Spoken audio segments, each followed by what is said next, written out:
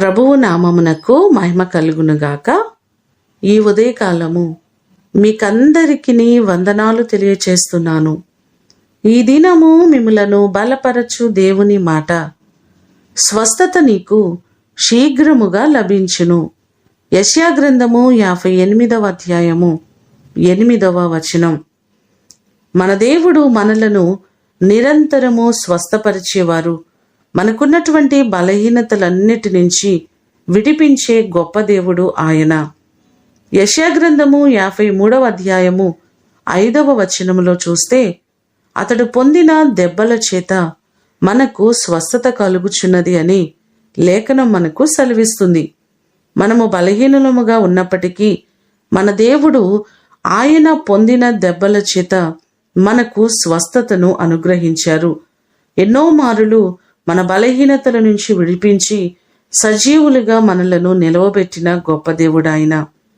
ఈ మాటలు వింటున్న మీ అందరి జీవితంలో దేవుడు ప్రతి బలహీనతలను తొలగించి ఆయన మిమ్మును స్వస్థపరచునుగాక. ప్రార్థన చేసుకుందాం.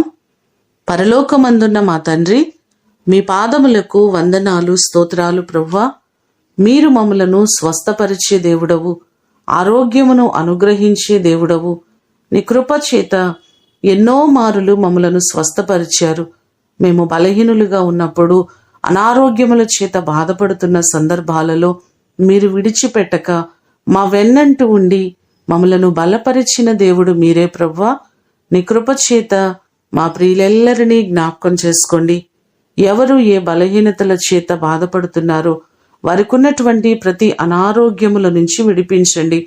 దైవికమైన స్వస్థత ప్రతి వారికి మీరు కలుగ చేయండి.